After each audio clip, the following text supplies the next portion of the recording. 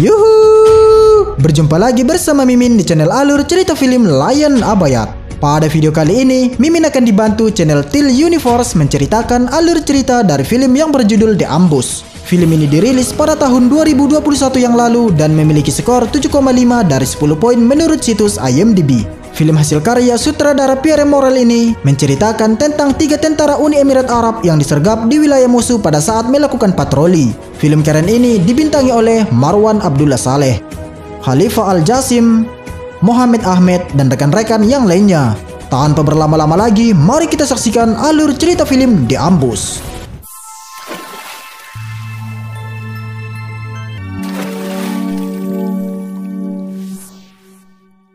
Pada tahun 2015, setelah bertahun-tahun kerusuhan sipil di negara Yaman, milisi Al-Houthi yang didukung pihak asing berniat akan menggulingkan pemerintahan Yaman yang diakui secara internasional. Mereka merebut sebagian wilayah strategis di Yaman termasuk ibu kota Sana'a di utara dan Aden di selatan.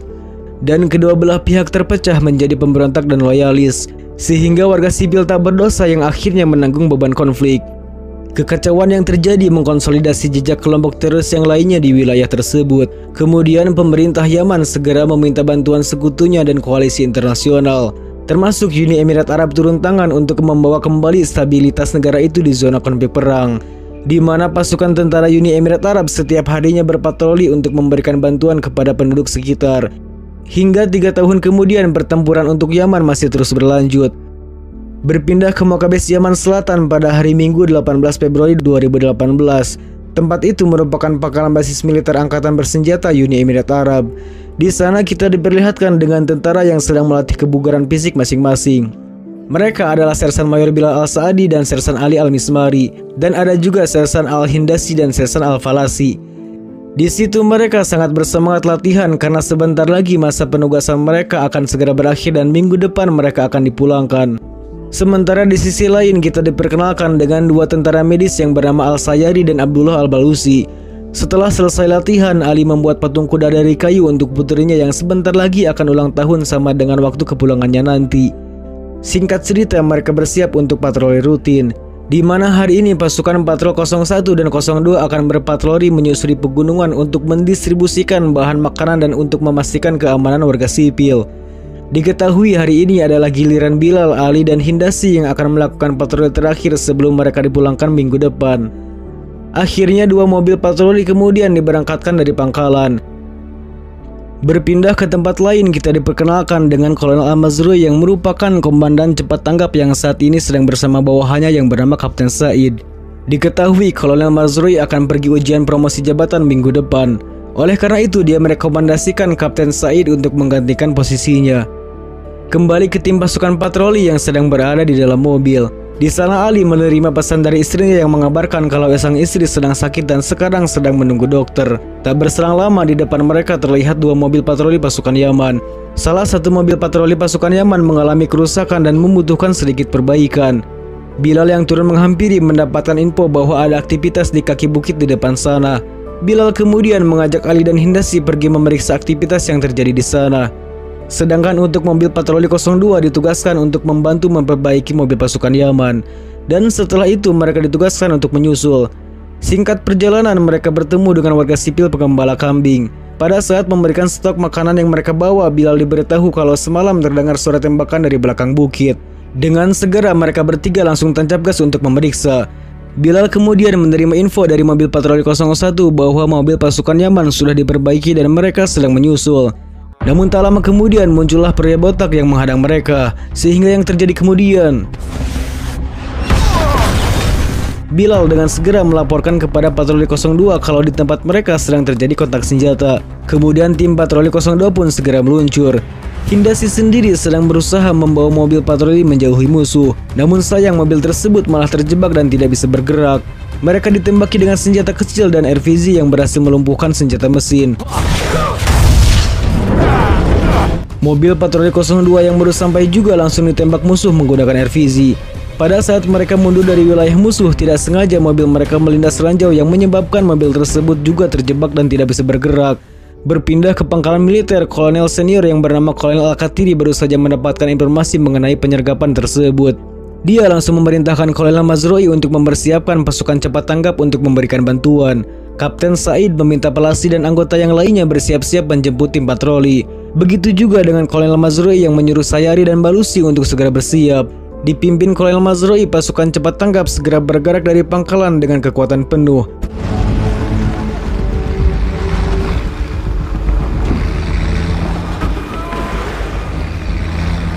Kembali ke tempat penyergapan, Bilal kemudian mencoba menghubungi patroli 02. Namun hasilnya nihil karena alat komunikasi itu sudah rusak. Ali juga mencoba menghubungi pangkalan dengan ponselnya namun tidak ada sinyal. Bilal mengatakan kalau pasukan cepat tanggap sampai ke sini paling lama 1 jam. Oleh karena itu mereka segera mempersiapkan persenjataan untuk bertahan menghadapi para pemberontak yang mulai mendekat. Sementara itu di atas bukit terlihat ada penembak jitu yang selalu mengawasi pergerakan mereka bertiga. Di lokasi mobil patroli 02 saling melaporkan kepada Kolonel Mazrui tentang kondisinya yang tidak bisa bergerak dan terus-terusan ditembak dengan LVZ. Pusat komando kemudian mengirimkan pesawat tanpa awak untuk melihat gambaran aktual kondisi terkini di lokasi kejadian.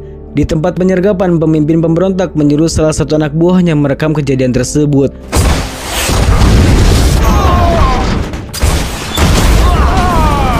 Akibat tembakan RPG tersebut, kaki Hindasi mengalami luka parah. Bilal dan Ali yang melihatnya langsung memberikan pertolongan. Pihak musuh kemudian menanam ranjau darat di berbagai titik untuk menyambut kedatangan pasukan cepat tanggap. Pasukan cepat tanggap yang hampir mencapai lokasi kejadian memutuskan berhenti demi keamanan. Sedangkan mobil patroli 02 lalu muncul dengan kondisi rusak parah. Mereka pun dengan segera memberikan pertolongan. Dan di pihak musuh yang melihatnya langsung mempersiapkan mortir untuk melakukan serangan.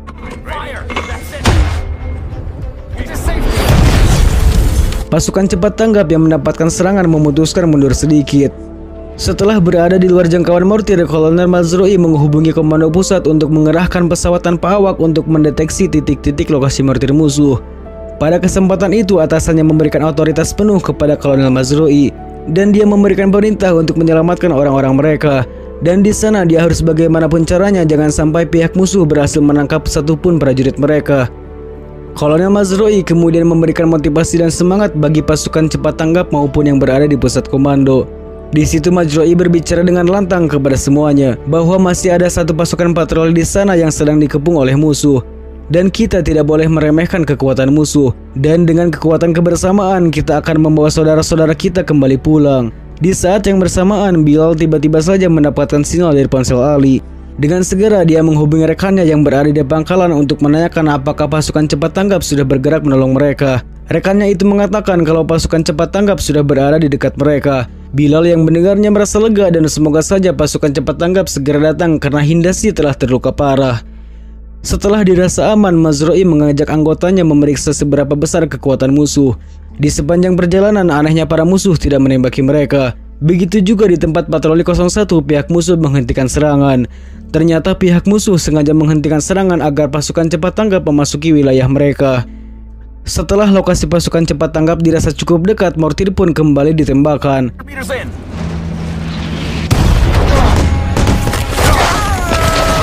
Ternyata Kolonel Mazrui dan anggotanya sengaja memasuki wilayah musuh untuk mengetahui titik-titik lokasi keberadaan mortir musuh ditembakkan.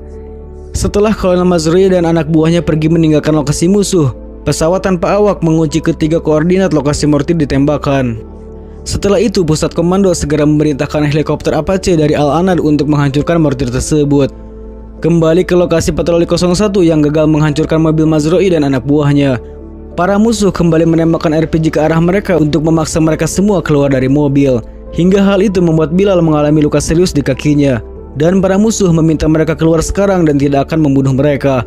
Ali yang tidak mau menyerah, dia pun keluar untuk menembaki mereka. Namun hampir saja kepalanya hancur terkena tembakan sniper yang dari tadi memantau pergerakan mereka. Untung saja helmnya itu dapat melindungi kepalanya. Para musuh kemudian membakar minyak tepat di bawah mobil patroli 01 untuk memaksa mereka keluar dengan asap. Bilal dengan sekuat tenaga berusaha menutup lubang asap tersebut. Sementara Ali lalu menghubungi istrinya untuk menanyakan hasil periksa dokter. Istrinya mengabarkan bahwa dia sedang mengandung anak ketiga mereka. Ali yang mendengar hal itu dia sangat sedih karena belum tentu dia bisa selamat dan bisa kembali berkumpul dengan keluarganya. Ali kemudian meminta Bilal bersumpah untuk menjaga anak-anaknya apabila dia tidak berhasil pulang dengan selamat. karena dia melihat kondisi patroli 01 yang semakin mengkhawatirkan. Ditambah pasukan helikopter masih 20 menit lagi sampai ke lokasi musuh. Di sisi lain, Kapten Said menghadap Kolonel Mazrui untuk meminta izin agar dirinya dan beberapa pasukan bergerak maju lebih dulu. Demi keselamatan Bilal dan timnya, Kolonel Mazrui pun menyetujui keinginan Kapten Said. Sehingga akhirnya 2 kendaraan pun bergerak maju. Di sana Kapten Said, 1 mobil dengan Palasi dan 2 rekan mereka yang lainnya. Sedangkan mobil satunya lagi diisi Sayari dan Balusi. Tim pengintai musuh yang melihatnya langsung memberikan kode mengenai kedatangan 2 kendaraan pasukan cepat tanggap tersebut kepada sang komandan. Komandan dan yang lainnya pun segera meninggalkan Bilal dan timnya. Melihat adanya kesempatan, Bilal mengajak Ali dan Hindasi untuk keluar dari mobil. Kepulan asap hitam memberikan keuntungan tersendiri bagi mereka, sehingga terhindar dari serangan sniper di atas bukit.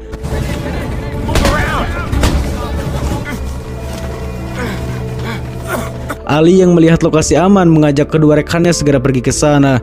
Namun negatif bagi Bilal dan Hindasi. Mereka tidak bisa berjalan jauh karena masing-masing dari mereka terluka di bagian kaki. Ali kemudian memutuskan bergerak maju lebih dulu dan meminta Bilal melindunginya dari pihak musuh.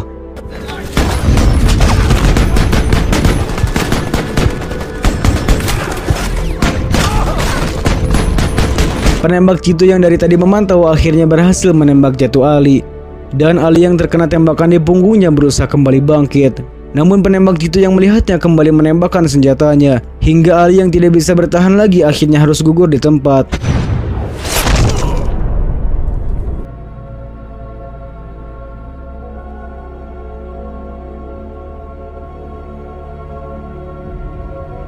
Sementara Bilal berbohong kepada Hindasi kalau kondisi Ali sudah aman dan sedang berlindung di tempat yang aman agar pikiran Hindasi tidak kacau. Pasukan Kapten Said yang baru sampai di lokasi penyergapan langsung mendapat serangan dari pihak musuh.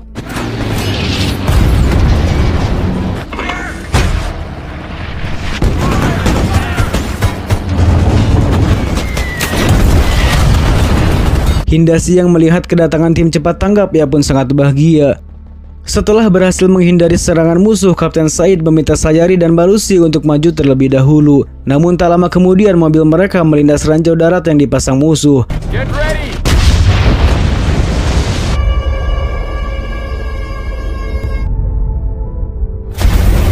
Akibat ledakan tersebut, mobil Sayari dan Balusi terguling. Begitu juga dengan mobil Kapten Said dan tim yang juga terjebak tidak bisa bergerak. Dan ledakan itu juga mengakibatkan tangan Palasi terluka parah. Kapten Said lalu memerintahkan anggotanya untuk menembaki musuh yang mulai berdatangan. Sedangkan Bilal dan Hindasi yang melihat rekan-rekannya dikepung musuh mulai pasrah dengan keadaan. Di sisi lain, helikopter Apache yang baru sampai langsung diperintahkan Kolonel Mazrui untuk menghabisi seluruh mortir-mortir musuh tersebut.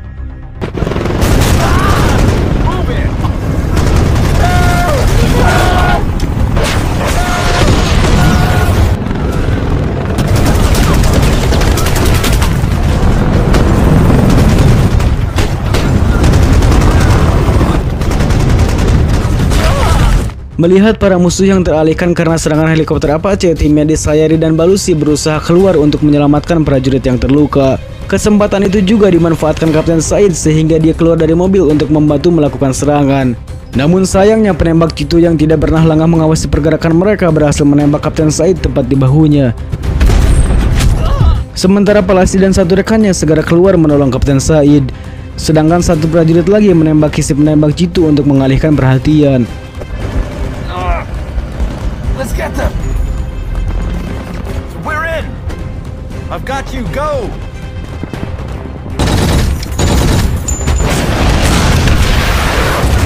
Saat ingin menghancurkan posisi mortir ketiga, helikopter Apache mendapatkan serangan LPG bertubi-tubi. Kolonel Al-Khatili yang tidak ingin helikopter Apache itu dilumpuhkan musuh memerintahkan sang pilot untuk mundur. 2 kendaraan pasukan cepat tanggap kemudian kembali dikerahkan bergerak maju. Sementara itu pihak musuh kembali memasang ronde darat untuk menyambut kedatangan pasukan cepat tanggap. Komando pusat yang melihat hal itu langsung menghubungi 2 kendaraan pasukan cepat tanggap yang sedang bergerak untuk berhenti dan jangan melewati rute itu. Kolonel Mazrui juga berusaha menghubungi mereka. Namun sialnya alat komunikasi kendaraan itu bermasalah dan mereka tetap melanjutkan perjalanan. Sembari melepaskan tembakan ke arah musuh, perlahan 2 kendaraan pasukan cepat tanggap itu mulai mendekat. Sayari dan Balusi yang melihatnya sangat bahagia karena sebentar lagi mereka akan diselamatkan. Namun tiba-tiba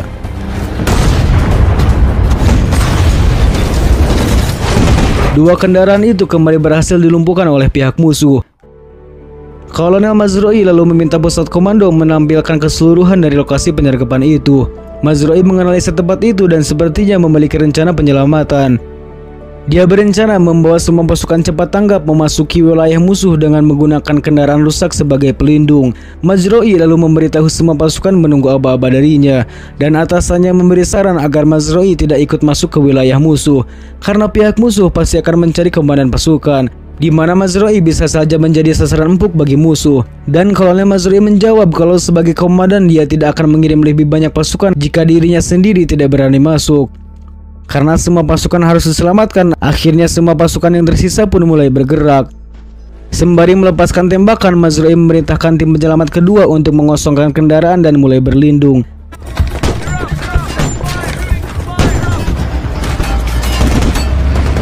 Setelah sampai di lokasi penyergapan, pasukan cepat tanggap langsung keluar dan saling bahu-membahu membantu prajurit yang terluka masuk ke dalam mobil.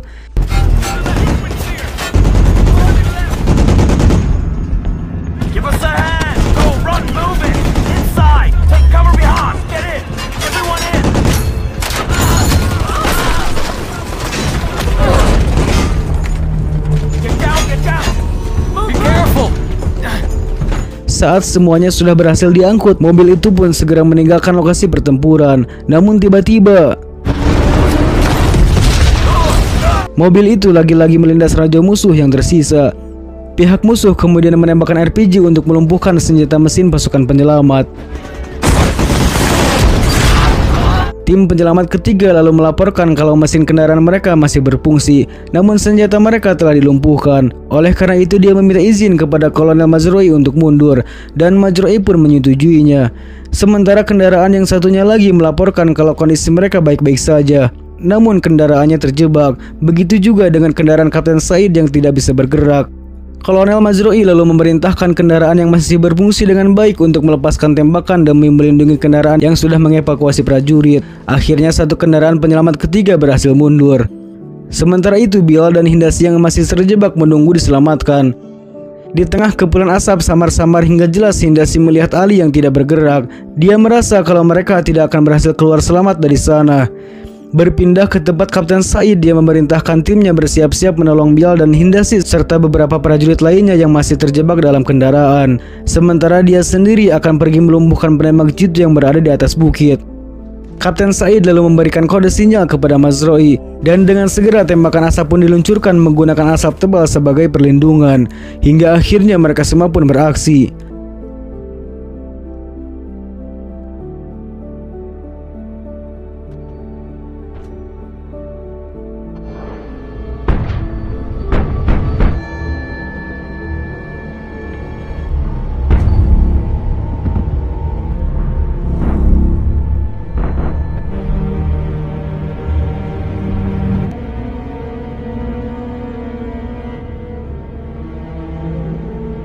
Komando pusat lalu mengabarkan kalau mereka telah mengirimkan serangan udara menggunakan pesawat jet tempur F-16 yang diperkirakan akan sampai di lokasi dalam 7 menit ke depan. Oleh karena itu Mazrui diperintah untuk segera mengevakuasi semua prajurit di sana.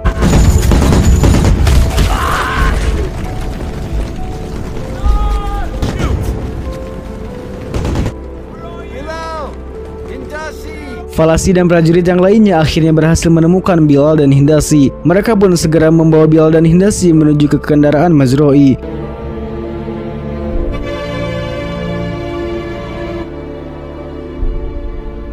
Di sisi lain, perlahan namun pasti Kapten Said dengan sekuat tenaga mendaki perbukitan. Setelah sampai di tempat penembak jitu tersebut, Kapten Said pun langsung menembaknya.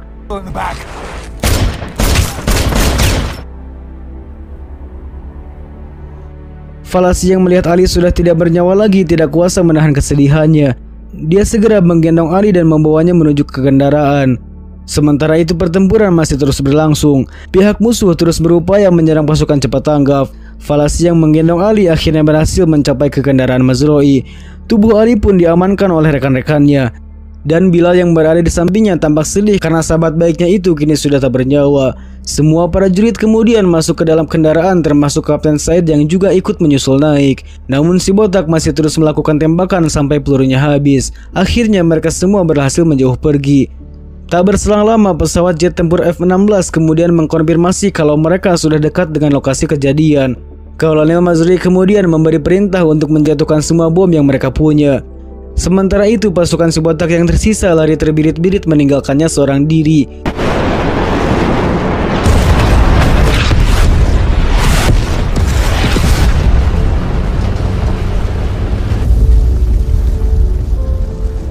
Di tengah perjalanan, semua prajurit sangat bersedih melihat kondisi Ali termasuk Kolonel Mazrui. Mereka semua kemudian berdoa bersama untuk mendoakan Ali. Sesampainya di pangkalan, tim medis langsung bergerak membantu prajurit yang terluka. Lalu semua prajurit berkumpul termasuk atasan mereka, Kolonel Al-Katsiri. Jasad Ali kemudian dikeluarkan dengan perlahan dari kendaraan. Setelah itu jasad Ali dibawa ke tempat keluarganya untuk dimakamkan. Sementara Sersan Bilal lalu memberikan patung kuda yang dibuat Ali kepada putri Ali, dan dia akan menepati janjinya bahwa dia akan menjaga anak-anak sahabatnya tersebut. Nah, itulah dulu seluruh alur cerita film The Ambush tahun 2021. Jika ada kesalahan dan saran silahkan tulis di kolom komentar. Sekian dari saya mengucapkan terima kasih.